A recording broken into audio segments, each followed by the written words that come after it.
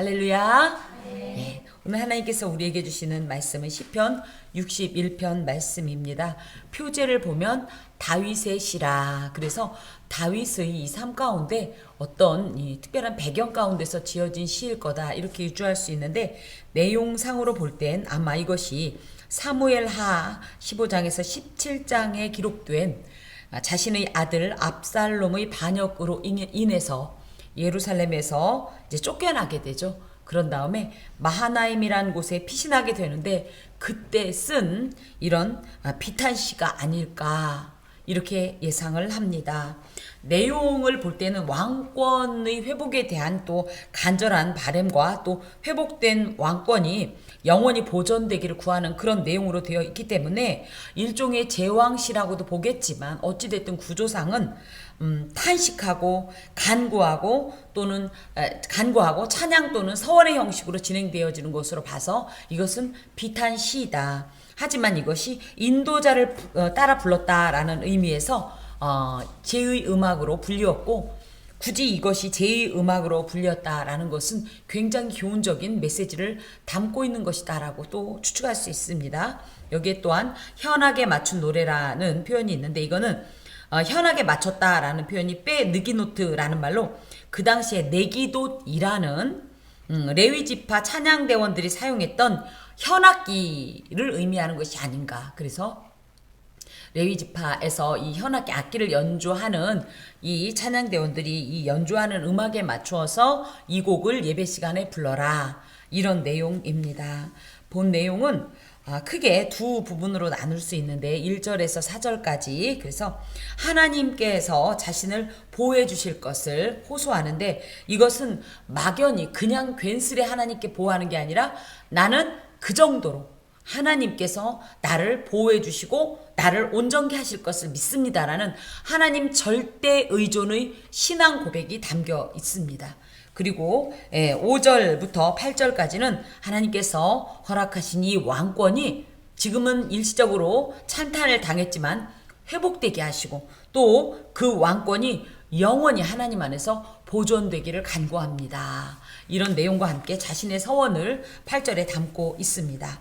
봅시다. 하나님이여 나의 부르짖음을 들으시며 내 기도에 유의하소서. 계속적으로 60편도 그렇고, 그죠? 59편도 그렇고, 계속적으로 57편도 그렇고, 하나님이여, 하나님이여. 무슨 문제를 만나거든 제일 먼저 부르는 이름이 누구다? 하나님이여. 무슨 일이 있거든 제일 먼저 떠오르는 이름이 누구다? 하나님이여. 우리 신앙인에게 있어서 하나님은 우리의 모든 것입니다. 기쁠 때도 하나님이요, 그죠? 마음이 아플 때도 하나님이요, 그죠? 행복할 때도 하나님이요, 또 무언가 크게 실망했을 때도 하나님이요. 이 하나님이요 한마디면 사실은 우리의 모든 신앙이 고백된 것과 마찬가지예요. 다윗이 그런 신앙을 가지고 있었습니다. 그러면서 하나님이여 나의 부르짖음을 들으시며 내 기도에 유의하소서. 이것은 같은 말이 반복되는 거예요. 나의 부르짖음이 결국은 뭐예요? 내 기도 아니겠습니까? 또 들으신다는 말이 결국 뭐예요? 유의하다는 말이에요. 원어상은 약간 차이가 있지만 나의 부르짖음이란 말은 린나티라는 말로 소리를 지르다, 소리를 내어 울부짖다, 슬픔으로 인해서 부르짖다, 이런 뜻이에요. 특히 우리가 감당할 만하면 이렇게까지 울겠습니까? 그쵸? 도무지 앞으로 가도 뒤로 가도 옆으로 봐도 어디도 단 정말 한 틈도 새어나갈 틈도 보이지 않을 때 울 수밖에 없는 것이에요. 그런데 그 울음을 누구에게 드리는 것이냐? 나 혼자 그냥 슬퍼서 오는 게 아니라 이 와중에도 누구의 이름을 부르냐? 하나님의 이름을 부르면서 하나님 살려주세요, 하나님 나 좀 회복시켜주세요, 일으켜주세요, 방법 좀 주세요, 이렇게 부르짖는 이런 나 자신의 소리를 하나님께서 어떻게 하실 거다? 들으실 거다. 이 샤마으라는 말은요, 듣는데 이렇게 듣는다는 뜻이 아니라 온 당신의 인격으로 들으시고, 그래서 이것을 들은 것을 완전히 이해하고 공감하면서 그러고 끄떡끄떡하고 끝내는 것이 아니라 뭐예요? 하나님은 반드시 행동하시는 하나님이에요. 내가 너를 불쌍하게 여긴다 그러고 끝 아니에요. 불쌍하게 여겼으면 그 다음에 무언가가 있어요. 예수께서도 꼭 그러지 않습니까? 불쌍해. 그럼 안 됐네. 이러고 가지 않아요. 불쌍히 여겼다. 그럼 그 다음에 반드시 하나님의 역사가 이어지는 거예요. 그래서 이 듣다라는 소리는 이 모든 나의 상황을 하나님께서 공감하셨으니 어떻게 해달라? 이 어떤 부르짖음에 대한 해답을 달라. 해결을 해달라. 이런 고백에 대해서 하나님께서 반드시 반응하신다는 거예요. 하나님께서는 반드시 자신의 기도를 들으실 것이고 또 듣는 것이 단순히 기록뿐 아니라 자신의 모든 형편을 온 인격으로 다 이해하셨고 공감하시면서 결국은 이 문제에 개입하셔서 응답을 베풀어 주실 것을 믿으면서 그걸 요청하고 있는 소리가 부르짖다입니다. 또 내 기도라는 말이 결국은 부르짖음인데요. 테필라라는 말로 간구하다, 청원하다.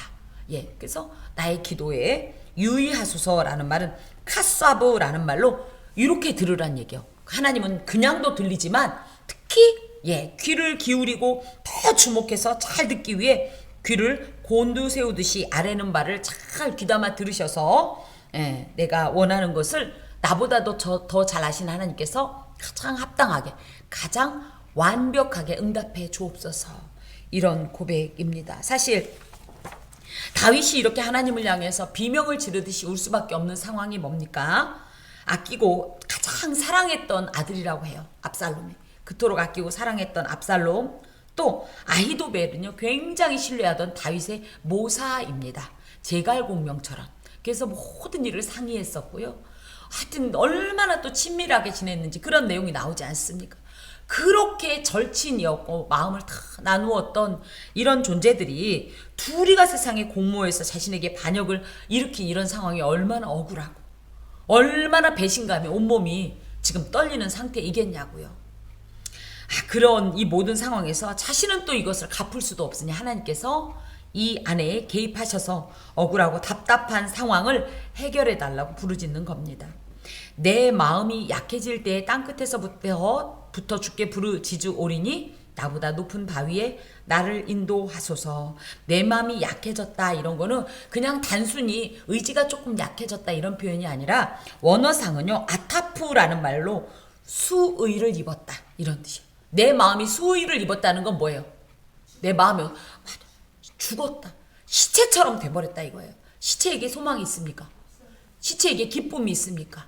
이런 상태가 됐다는 거예요. 자신의 마음이 마치 수의를 입은 시체처럼 지금 너무너무 힘든 수치와 수모와 굴욕감으로 어떻게 할 수가 없어요. 이거를 다른 사람이 차라리 했으면 흉을 보겠다 이거예요. 그쵸? 멀리 있는 대적이 얘기했으면 이걸 갖다 얘기하겠다 이거예요. 세상에 자신의 몸으로 낳은 자신의 아들이 자기를 배신하는 걸 누구한테 가서 얘기하냐 이거예요.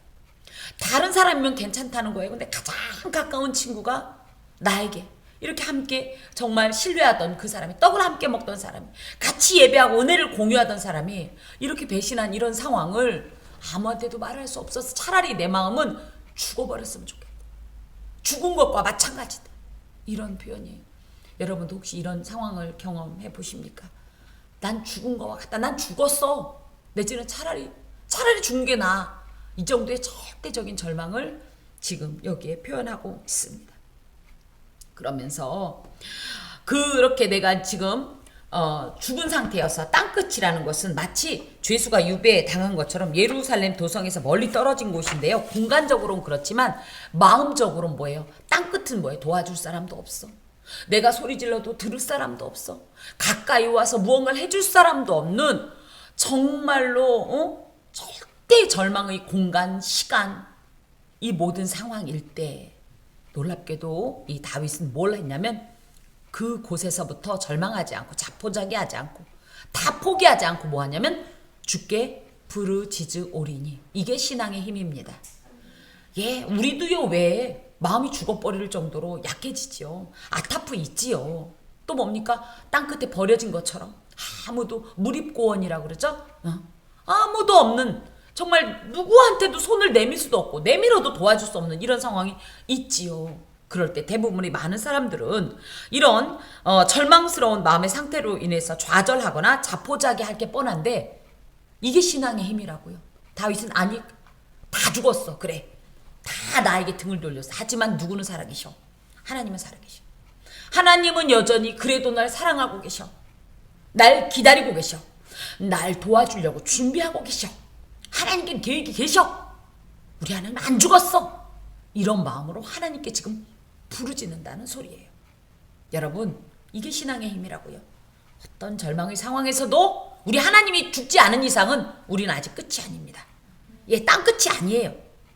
예, 다윗의 이런 어떤 신앙의 모범을 우리가 본받을 필요가 있습니다. 그러면서 참되고 유일한 소망이자 도움과 구원의 능력이신 하나님께 한 번만 빽 하고 비명 지르는 게 아니라는 거예요. 도와주실 때까지, 애기가 엄마가 젖을 줄 때까지 울듯이, 예, 도와주실 때까지, 이 문제를 해결해 주실 때까지 하나님이 손 놓지 않는 이상 나도 포기하지 않겠다 이거예요. 그리고 계속적으로 부르짖고 기도하오니 주여 내 기도를 들어 주옵소서. 그러면 그 결과가 뭐냐? 나보다 높은 바위에 나를 인도하소서. 나보다 높은 바위라는 표현은요, 예, 대적들이 결코 해할 수 없는 천혜의 요새이며 자신을 든든히 세우고 보존하는 어떤 피난처를 의미하는데, 이게 내 수준이 아니란 얘기예요. 나의 어떤 능력, 나의 어떤 상태, 나의 어떤 수준을 초월하는, 절대적으로 하나님의 도우심을 통해서만 이룰 수 있는, 도달할 수 있는 절대적인 공간, 절대적인 도움, 이것을 구하고 있는 거예요. 사실 많은 사람들이 극도의 위기 상황에서 인간적인 방도를 찾습니다. 이러면 되지 않을까, 저러면 되지 않을까. 하지만 우리가 궁극적으로 지향해야 되는 것은 나보다 높은 바위로 인도하시는 하나님이시고, 하나님은 우리가 생각할 때는 요거 안 되면 안 될 것 같지만 그건 모르는 거예요. 하나님께는 놀라운 계획과 이 작정하심이 계셔요. 그래서 그걸 믿는 자는요, 일시적으로 실망하고 물론 힘겹겠지만 흔들리지 않는 겁니다. 하나님만을 의지하면서 하나님을 통하여 해결책을 찾으려는 이런 절대적인 신본주의 신앙이 우리에게 필요합니다. 인간적으로 생각하면 그 어떤 소망도 없고, 인간적으로 생각하면 다 끝났을지 모르지만 하나님이 끝나지 않은 이상은 끝난 것이 아닙니다. 예, 주는 나의 피난처시여 원수를 피하는 견고한 망대이심이니다. 그래서 결과적으로 내가 이렇게 부르짖고 기도한 이유가 뭐냐 이거예요. 하나님만이 나의 유일한 도움이시고, 또 뭐야? 완전한 피난처가 되신다라는 표현이죠.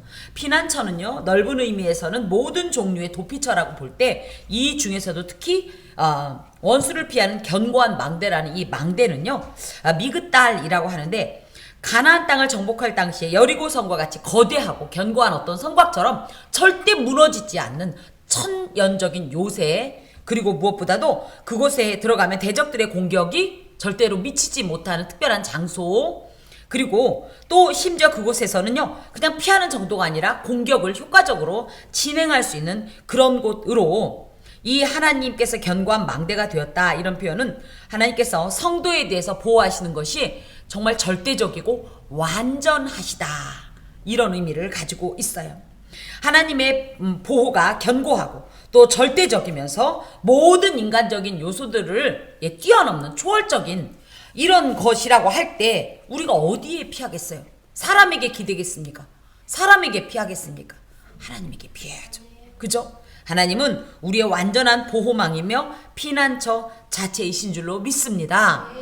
비록 인간적인 견지에서 볼 적에는 완전히 소망이 끊어진 때라도 지난날 자신의 삶 속에서 이 다윗은 경험한 거예요. 그런 일들을. 사울이 자신을 그저 추격해 올 때 얼마나 많은 위험이 있었습니까? 그런데 놀랍게도 나를 능가하는 주님의 높은 바위들이 늘 예비되어져 있었고, 그곳으로 인도함을 받음으로 저 끝내는 왕이 된 거 아니에요. 그쵸? 이런 역사를 이미 다윗은 경험했기 때문에, 와, 이럴 때 사람 찾아갈 거 없다 이거예요. 하나님만 의지해야 된다, 이런 확신이 있었고, 이것이 과거의 은혜의 그냥 한 추억의 책장에 넘겨두지 않고 계속적으로 이것을 현재화하는 거예요. 그래서 우리가 예전에 이런 은혜를 받았었지 하고 던지지 마세요. 이 은혜는 과거형이 아니라 뭐예요? 과거 완료형이 아니라 뭐예요? 현재 진행형이에요. 미래에도 계속 진행될 거예요. 이런 믿음의 고백을 지금 다윗이 가지고 하나님께 하나님만이 나의 피난처이십니다. 나 하나님께 피할 거예요. 특히 하나님은 누구냐? 견고한 망대이기 때문에 내가 하나님께만 피하면 대적은 절대 그곳에 들어와서 나를 해할 수 없어요. 그리고 나는 완전한 보호를 받을 거예요. 그래서 난 하나님만 붙들 거예요. 하나님께만 부르짖을 거예요. 하나님만 구할 거예요. 이런 믿음의 고백입니다. 그러면서 내가 영원히 주의 장막에 머물리며 내가 주의 날개 아래로 피하리이다. 같은 말들이 시편에 굉장히 많이 반복이 되고 있는데, 자, 날개라는 것이 뭐예요? 주의 날개. 어미새가 그죠? 이런 맹금류의 위험을 피하여서 자신의 품으로 자신의 날개 이 깃으로 파고드는 아기새를 얼른 품어주듯이 주님께서 위기 상황에서 하나님께로 피하고 하나님만 구하는 다윗을 그죠? 이 사랑과 은혜의 날개 깃으로 얼른 덮어서 안전하게 보호해 주신다는 이런 확신입니다. 특히 내가 영원히 주의 장막에 머물며 라는 이 장막은요, 오헬이란 말인데요. 원래 그냥 일종 우리들이 얘기하는 집 거처 같은 거예요. 그런데 이것이 하나님과 같이 쓰이면 하나님 임재의 상징적 처소인 성막이나 성전과 같은 것으로 지금 다윗은 이 말 속에 놀라운 걸 담고 있어요. 뭐냐? 지금은 어때요? 예루살렘에서 쫓겨나갔어요. 그러니까 성전에서 밀려나간 상태예요. 근데 여기에 보니까 뭐라고 해요? 내가 영원히 주의 장막에 머물며. 이게 무슨 얘기예요? 왕궁으로 돌아간다는 얘기가 아니에요. 뭐요? 예, 성전을. 나는 비록 지금 몸이 떨어져 있는 것이 왕궁에서 떨어져 있다고 생각하지 않고 성소에서 떨어져 있지만 반드시 하나님께서 예루살렘으로 나를 부르실 것입니다. 그래서 나는 다시 그 성소에서 하나님을 예배하는 그날을 소망합니다. 하나님께서 그걸 이루실 줄로 믿습니다. 하지만 지금은 너무 위험하니까 당신의 날개 깃 아래, 그 은혜와 사랑의 깃 아래 안전하게 보호하시는 것을 나는 믿고 그날을 기다리고 있습니다. 이런 고백이에요. 우리도 마치 다윗처럼 그죠? 안전한 그죠? 그런 어떤 지대 내지는 어떤 상황, 이 환경을 갑자기 잃어버리는 수가 있을 수 있어요. 그럴 때 잃어버렸다고 생각하지 말란 말이에요. 어떻게? 비록 지금 잠깐은 잃어버렸을 수도 있지만 어떻게 해라? 하나님이 원하시면 언제든지 복귀가 가능한 것이에요. 예, 그런 믿음을 가지고 지금 다윗이 하나님 앞에 고백을 합니다. 특별히 하나님이 날개의 깃으로 품었다는 것은 어버이의 사랑, 부모의 사랑, 이런 자애로우신 하나님의 품을 다윗이 고백하고 있어요. 여러분은 하나님하고 부르면 어떤 품을 기대합니까? 예, 사랑이 많으신 분, 그죠? 저는 그래서 왕왕 제가 그러죠. 하나님이 아버지라는 이름으로 호칭돼서 너무 좋다. 저는 아빠를 잃고 하나님 아빠를 부를 수 있었던 상황이 너무 좋았고, 지금도 개인적으로는 저희 그 친정 아빠한테 어렸을 때 부렸던 그 애교, 코맹맹이 소리, 응석, 투정, 징징거리는 거 다 해요. 여러분, 우리 하나님은요 정말 사랑 자체세요. 물론 공적으로는 제가 하나님을 엄청나게 막 이러고 하는 것 같지만 사적으로는 이렇게 대하는데요. 다윗도 아마 이런 하나님을 알았던 것 같아요. 그러니까 감히 하나님을 그 하나님의 은혜의 품을 날개 깃이라는 표현을 하죠. 이것이 히브리인들의 전통적인 하나님 인식이긴 합니다. 그래서 그 자비로운 보호와 보호하심이 얼마나 완전한지를 고백하면서 무엇보다 하나님께서는 반드시 그날을 허락하실 것이다라는 확신 가운데 이런 기도를 드리고 있습니다. 자, 이제 5절부터는 이제 잃어버린 왕권이 회복되기를, 그리고 그 왕권이 영원히 보존되기를 간구하는 내용인데요. 봅시다. 또 주 하나님이여. 근데 여기에는 주께서, 주의 이름으로, 주께서 막 이렇게 돼 있지만 사실은요 당신께서란 뜻이에요. 그 원어상은요 아니가 1인칭이고 아타가 2인칭이거든요. 근데 아타 이렇게 돼 있어요. 그래서 하나님, 주님과, 그러니까 당신이라고 해서 마주 이렇게 보는 굉장히 가까운 사이에 그 당신과는 다르죠. 그래서 하나님 당신, 주 예수 나의 당신이여 하는 이런 당신이란 표현으로 계속 기록되어 있어요. 그만큼 다윗은요 하나님하고 굉장히 친밀했어요. 여러분, 하나님하고 친해야 돼요. 친하시죠? 뭐 얘기하려고 그러면 막 얼어가지고 덜덜덜 떨리고 뭔 말을 해야 될지도 모르겠고 그러면 안 돼요. 그냥 우리 아빠예요. 정말로. 그래서 그냥 아빠에게 말씀드리듯이 이런저런 얘기도 하고 좀 흉도 보고 또 징징거리기도 하고 아프다고 찡찡거려 보기도 하고 또 좋다고 또 애교도 또 부리고 특별히 여기에서 보니까 주 하나님이여 주께서 나의 서원을 들으시고 이 서원은 네데르라는 말로요. 맹세하다 약속하다인데 이 내용이 정확하게 나와 있지는 않지만 다윗은 아마 아직은 임하지 않은 하나님의 구원의 역사 하지만 반드시 임할 그 은혜와 구원과 사랑의 이 역사를 미리 이제 어떻게 보면 고백하면서 선취하면서 하나님 그러면서 하나님의 은혜와 구원에 대해서 어떤 약속을 하나님께 드린 것 같아요. 그 내용이 뭔지 모르지만 본인이 어떤 서원을 했다는 거예요. 그랬더니 하나님께서 어떻게 했냐면 그 서원을 들어주셨다는 건 이렇게 들어주시기도 했지만 자신이 했던 어떤 서원에 하나님께서 응답해 주셨다. 그 서원을 이룰 수 있도록 도와주셨다. 역사해 주셨다. 이런 표현이 여기 들어있습니다. 그리고 또 하나님은 내게 어떤 일을 베풀어 주셨냐면요. 주의 이름을 경외하는 자가 얻을 기업을 주셨나이다. 주의 이름을 경외하는 자라는 건 무슨 말이냐면 하나님을 전 인격적으로 섬기고 사랑하며 받드는 자. 이게 누구예요? 결국은 다윗 자신이 하나님을 그렇게 경외했다는 거예요. 그런 자에겐 원래 주시는 것이 뭐냐면 하나님께서 기업을 주시는데 자신이 그렇게 하나님을 전 인격적으로 섬기고 사랑하며 받들었을 때 기업을 주셨습니다. 그 기업이 뭐냐면 바로 이스라엘입니다. 그래서 이스라엘을 주셨다라는 얘기는 무슨 얘기예요? 그러니까 하나님은 이스라엘의 왕이세요. 맞죠? 이스라엘의 왕이신 하나님께서 당신의 통치권을 당신을 경외하는 자, 당신을 전인격적으로 사랑하고 섬기며 받드는 다윗에게 이 통치권을 위임해 주셨습니다. 이런 뜻이에요. 그래서 자신이 뭐다? 하나님께로부터 신정 왕국의 정통적인 통치권 계승자라는 거예요. 통치권을 하나님으로부터 지금 계승받은 존재라는 거예요. 여기에 놀라운 건 내 능력이 어떠해서 이 기업을 얻었다는 건 없어요. 하지만 분명히 자신은 인식하는 거예요. 이게 나된 것은 오직 주님의 은혜다. 하나님의 은혜로 내가 신적 왕국의 통치권을 갖게 되었다. 이런 고백입니다. 하나님께서 주셨다. 그러니 하나님께서 주신 이 왕권을 가지고 함부로 행동할 수 있겠습니까? 교만할 수 있겠습니까? 우리가 우리 삶에 있어서 이 모든 것을 누가 주셨다? 하나님께서 주셨다 해야 청지기적 이 소명의식을 가지고 함부로 소위 말하면 자기 자신을 과시하거나 자랑하지 않는 거예요. 모든 것은 주님의 은혜로 주셨으니 이 목적이 뭐겠어요? 하나님의 영광을 위하여 쓰겠다. 하나님의 기뻐하심을 위해 사용하겠다. 그것이 내 재산일 수도 있고 내 자녀일 수도 있고 나의 어떤 힘일 수도 있고 능력일 수도 있고 그 어떤 건강일 수도 있고 이것을 하나님께서 내게 주셨으니 나는 하나님의 기쁨과 영광을 위하여 사용하겠다. 이런 마음이 우리 모두에게도 필요합니다. 다윗 또한 하나님께서 주신 이 통치권을 가지고 함부로 행하지 않고 물론 바세바와의 사건은 좀 있었지만 그래도 늘 하나님을 경외하는 마음에서 이탈하지 않으려고 주의 기쁘심을 향하여 살아가려고 노력했던 모습을 우리는 보게 됩니다. 우리의 삶 가운데서 우리에게 주어진 이 기업이 나의 어떤 능력이나 내가 그런 것을 취할 만한 자격을 가지고 있어서가 아니라는 사실을 분명히 고백해야 합니다. 이것을 주신 것은 전적으로 하나님의 은혜였고 하나님의 특별한 계획 가운데서 하나님의 일을 이루시려고 내게 잠깐 맡기신 거예요. 그래서 하나님께서 이 일을 내가 열심히 행하면 그죠? 너한테 맡길만 하네. 그리고 어떻게 하겠어요?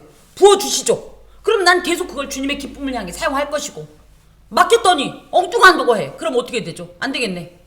넌 이거 안 되겠다. 가져가시는 거예요.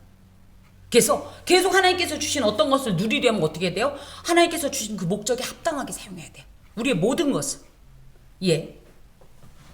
자, 그러면서 여기 보니까 주께서 왕에게 장수하게 하사 그의 나이가 여러 대에 미치게 하시리다. 자, 이 말은 무슨 얘기냐면, 왕이라는 표현을 좀 유의해야 돼요. 주께서 왕에게 장수하게 하사 할 때 이 왕은 어떤 왕을 말할까요? 다윗 자신일 수도 있어요. 또, 우리 사무엘하 7장에 있는 다윗의 언약을 좀 생각해 보면, 다윗에게 하나님께서 약속하시면서 붙이신 어떻게 보면 이 첨부했다라기보다 확약해 주신 게 있어요. 뭐냐면 이 왕조를 영원히 계승해 주겠다는 말씀이에요. 기억나죠? 예, 이겁니다. 그래서 여기에서 주께서 왕에게 장수하게 하사 할 때 이 왕은요 다윗 자신일 수도 있고 또 자신의 이 후손 그 왕조일 수도 있고 무엇보다도 궁극적으로는 자신의 혈통을 통해 오실 만왕의 왕 메시아까지 연결이 되는 거예요. 그래서 그렇게 하나님께서 자신에게 약속하신 이 다윗 언약의 근거에서 자신의 왕권이 그 후손을 통해서 대대로 보존되었으면 좋겠고 궁극적으로는 그 왕권이 예수 그리스도를 통하여서 이 완성되고 그죠? 그것을 통하여서 주님의 영원한 통치가 이 땅 가운데 실현되기를 소망하는 그런 표현입니다.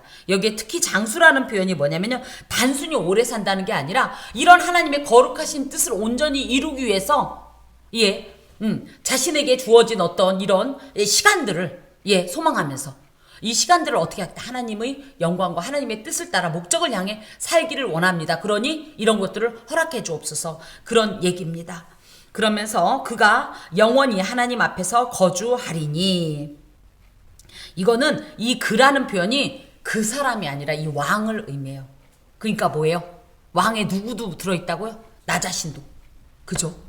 자신 또 자신으로부터 시작되는 자신의 후손들로 이어지는 다윗 왕조 그리고 궁극적으로는 만왕의 왕이신 메시아까지도 영원히 하나님 앞에 거할 것입니다. 하나님만 바랄 것입니다. 나는 절대적으로 하나님을 떠나지 않겠습니다. 그곳을 거처로 삼겠습니다라는 자신의 신앙적 행위를 다짐하면서 그렇게 할 것이니 하나님께서 이런 복을 주십시오.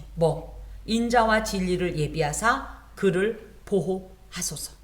인자라는 말은 헤세드라는 말인데요. 물론 헤세드라는 표현은 자비라는 표현도 쓰고요. 또 사랑, 그래서 무조건적인 어떤 하나님의 은혜 이렇게도 얘기하지만 이것이 사실은 은근히 제한적이에요. 뭐냐면 하나님의 언약의 근거에서 끝까지 택한 백성을 돌보시는 하나님의 신실하신 사랑으로서 언약 백성과의 관계 속에서 이어지는 사랑과 자비가 헤세드, 인자입니다. 또 이 진리라는 말은요, 우리 아멘 하는 이 아멘의 이 어원인 에메트에서 시작이 됐는데, 거짓이 없고, 특히 당신이 약속하셨다면 반드시 그것을 실현시키시는 하나님의 진실하심을 고백하면서 그것들을 예비한다. 마나라는 말은 하나님께서 자기 백성을 보호하시기 위해서 필요한 자에게 인자와 진리를 제공하시기 위해서 준비해 두는 걸 말해요. 그러니까 하나님께서 내가 이렇게 이런 영원히 하나님의 집에 거하면서 하나님만 믿고 따를 것이니 하나님께서 내게 뭘 주소서? 인자를 주소서. 그리고 진리로 행하여 주옵소서. 그럼 하나님의 인자와 진리가 내게 있으면 어떤 일이 있어요? 나는 안전하고 보호받고 그죠? 행복하고 만족스러운 이런 삶을 살 것입니다. 이런 얘기예요. 특별히 이 표현에는요. 자신 개인의, 그러니까 다윗 자신의 개인적인 어떤 얘기를, 사사로운 얘기를 하는 게 아니라 이 하나님의 신정 왕국인 이 이스라엘을 축복하고 또 이스라엘 위에 그 역사를 베풀어 달라라는 이런 공동체적 간구이기도 합니다. 자, 그러면서 그리하시면 내가 주의 이름을 영원히 찬양하며 매일 나의 서원을 이행하리이다. 하나님께서 이렇게 주께서 6절에서 주께서 왕에게 장수하게 하사 그의 나이가 여러 대에 미치게 하시고 영원히 하나님 앞에 거주하는 당신의 이 백성에게 인자와 진리를 예비하사 그를 보호해 주시면 나는 이렇게 할 겁니다. 그렇다고 해서 딜합시다 하나님. 하나님이 그거 해주시면 내가 이렇게 할게요. 뭐부터 쏠까요? 이런 뜻이 아니에요. 나는 사실은 그럴 줄로 믿습니다. 그래서 나는 오늘부터 이런 서원을 하나님 앞에 올려드릴 겁니다. 그게 뭐냐면 내가 주의 이름을 영원히 찬양하겠습니다. 첫 번째 서원입니다. 하나님의 이름이라는 것은 하나님의 권능, 영광, 명성, 능력, 그저 존귀 이 모든 것을 찬양한다 소리는요. 그냥 나 혼자 우리는 찬양할 때 조용조용 내가 이 찬양을 막 취해갖고 내가 이 찬양을 막 뭐랄까 즐긴다고 할까? 내가 이 찬양에 취해서 이 찬양을 누린다면 그게 아니라 아주 큰 소리로 만민이 듣도록 이 모든 것을 선포하는 찬양을 드리겠다라는 거예요. 하나님께 은혜를 받았으면 어떻게 해야 돼요? 나 혼자만 이 은혜를 몰래 알고 끝내는 게 아니라 뭐 해야 되죠? 예, 이 은혜를 증거해야 돼요. 우리 하나님이 이런 분이시다. 방금 오면서 이제 한 그 선교사님이 막 피를 토하지 이렇게 이제 하나님의 말씀을 증거하는데 그 중에 하나가 뭐냐면 우리가 하나님의 영광대로 살아서 많은 사람들이 우리가 하나님의 백성인 것과 하나님께서 당신의 백성에게 베푸시는 이 은혜가 어떠한지를 우리의 삶을 통해 증거해야 합니다. 그래서 제가 운전하고 아멘 그랬어요. 이겁니다. 이게 찬양이에요. 찬양 그러니까 이 찬송가만 얘기하는 게 아니에요. 우리 삶을 통해서 찬양이 되는 거예요. 하나님의 은혜를 받은 말을 하나님의 어떠하심을 내 삶 속에 다 그죠? 임한 이 은혜를 다 표현하는 거예요. 선포하는 거예요. 사람들이 보도록 듣도록 알도록 자기가 그렇게 하겠다는 거예요. 또 어떤 서원을 드리냐면 매일 나의 서원을 이행하리이다. 그래서 서원들이 많나 봐요. 매일매일 할 정도로. 그렇지만 그래도 하나도 빼놓지 않고 난 이 서원 다 이행할 겁니다. 근데 이것을 하나님이 하라고 해서 그런 것이 아니라는 거예요. 우리는 좀 오해하는 게 있습니다. 하나님 하는 거 봐서 내가 이거 좀 해줄게요. 어떻게 하실래요? 딜하지 마세요. 딜하지 마세요. 아주 잘못된 어떤 이 관습이라고 전통이라는 표현을 쓰고 싶지 않습니다. 좀 관행. 여러분 일천번제 하지 마세요. 뭐 하자는 거예요? 우리 교회 일천번제 안 합니다. 잘못된 거예요. 그냥 하나님이 너무 좋아서 그냥 하나님 사랑해요. 근데 하다 보니까 1000번이 넘었어. 아니면 하다 보니까 900번 했어. 그건 상관없어요. 그런데 제가 보니까 봉투에 1, 2, 3 1000만 원 안 채우면 안 되나? 1000원짜리로는 안 되나? 100원짜리로는 안 되나? 그죠? 여러분 그 의미 없어요. 하나님 앞에 뭐 하자는 거예요. 그 누구는 아이고 뭐 1000번째 채우면 뭐 소원이 이루어져? 그럼 저기 가세요. 비나이다. 우리 하나님을 어떤 수준으로 보고 그런 행동을 하시는 거예요? 저희 교회는 절대 1000번째 같은 거 안 합니다. 그게 순수한 마음으로 감동에 겨워서 하나님이 너무너무 좋아서 어떻게 할 줄 모르면 해도 돼요. 그런데 꼭 1000번째 봉투 안 써도 됩니다. 안 그래요? 네. 하나님이 언제 1000번째 하라고 그랬어요? 응? 1000번째 하면 복 주겠다고 하나님이 어디 성경에 써있냐고 가져와 보라고요. 솔로몬이 기브온 산당에서 1000마리 했다고요. 그건 1000마리라는 거지. 언제? 1000, 예, 그래서 절대 속지 마세요. 다른 교회 가도 여러분, 만약에 다른 교회에서 나중에 신앙생활 하더라도 1000번째 이런 거 하지 마세요. 그리고 또 한 가지, 어차피 나온 김에, 요즘은 그거 안 하는 줄 알았더니 또 하더라고? 선 11조? 이게 뭐 하자는 거예요? 내가 11조, 원래는 지금 10만원밖에 할 수가 없어. 근데 나 앞으로 100만원짜리 11조 할 수 있도록 도와주시옵소서. 그런 다음에 돈도 없는데 전체 벌이가 100만원인데 100만원 11조 하면 하나님이 안 갚아줄 수 있냐고요? 누가 그런 거짓말을 막 해요. 그런 거 속지 마세요. 그런 거 속지 마세요. 성경에 안 나와 있는 거는 무조건 덮어놓고 아멘 하면요 자기만 손해보는 거야. 하나님 그거 안 갚아줘요. 안 갚아줘도 할 말 없어요. 내가 언제 그런 말 했냐? 그럼 뭐라 그럴 거예요? 예, 잘 판단하고 하셔야 합니다. 자, 우리 하나님께서는요 우리가 무엇이 필요한지 다 아십니다. 근데 원하시는 건 당신에게 간절히 의지하고 부르짖는 모습을 원하세요. 그래서 우리가 그 부분을 하나님 앞에서 온전히 정말 하나님께서 보실 때 정말 네가 간절하게 나의 도움이 필요하구나 라고 인정하시면 하나님은 개입하세요. 그리고 응답해 주시는 겁니다. 특별히 인생의 벼랑끝과 같은 상황에 처할지라도 주께 부르짖는 자에게는 소망이 있습니다. 특별히 성도에게 필요한 망대는요 언제나 쉽게 찾아갈 수 있고 흔들림이 없이 견고하고 안전한 망대로서 누구입니까? 하나님입니다. 예수님입니다. 그 망대 앞으로 나가세요.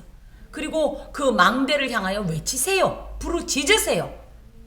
하나님께서 반드시 응답해 주십니다. 특별히 진실한 성도에게 인생의 위기가 안 오냐 와요. 근데 이걸 나쁘게 생각하지 마세요. 이것은 무엇이냐면 하나님과의 관계를 새롭게 할 놀라운 은혜로운 기회입니다. 이런 걸 통해서 내가 바싹 부서질 거예요. 내가 완전히 정말 쭈그러들 거예요. 그러면 망하는 게 아니라 나는 죽고 내 안에서 예수가 사시는 은혜의 역사가 새롭게 시작되는 기회입니다. 그러므로 궁극적으로 볼 땐 이것은 은혜의 계절이에요.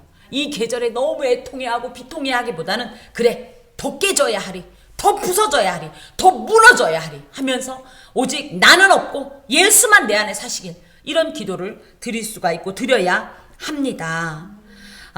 사실은 우리가 어떤 환경을 만나더라도 그 환경을 초월하여 하나님 절대 의존의 신앙을 갖고 살아가는 것이 하나님께서 원하시는 성도의 진정한 모습이에요. 근데 우리가 사실 이게 쉽지가 않거든요. 그럼 어떤 힘으로 버티냐? 하나님께로부터 과거에 받았던 은혜를 기억하세요. 리마인딩.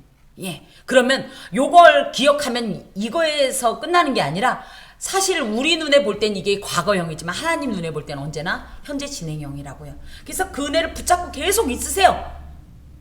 그러다 보면 실제로 하나님의 그 은혜를 만나게 됩니다. 다윗이 어땠습니까? 진짜 이러고 나서 돌아오잖아요. 놀랍게 돌아오잖아요. 여러분, 성경을 보시면서 하나님의 마음을 이해하시고 이런 모든 상황을 통해서 우리가 만날 것은, 하나님은 이런 분이시고 내가 만약에 이 사람이었다면 난 이런 일을 만나는구나. 그럼 어떻게 해야 돼요? 나도 이 자리에 서 있어야 되겠구나. 나도 이런 어떤 신앙의 선배처럼 행동해야 되겠구나. 이런 지혜를 가지고 하나님 앞에 행할 때 놀라운 그가 만난 하나님을 우리도 만나는 것입니다. 기도하겠습니다. 주님, 감사합니다. 오늘도 은혜로우신 망대 앞에, 하지만 은혜롭지만 굉장히 견고하고 확실한 그 망대 앞에 나왔습니다. 주여, 우리를 품어주시고 안전하게 보호하여 주시옵소서. 무엇보다도 간절한 소망과 울부짖음 가운데 있는 귀한 주님의 이 백성들 위해 은혜를 베풀어 주시옵시고, 소망하고 기대하는 모든 것들이 하나님 안에서 응답받게 하여 주옵소서. 감사하고 예수 그리스도의 이름으로 기도하오며 아멘.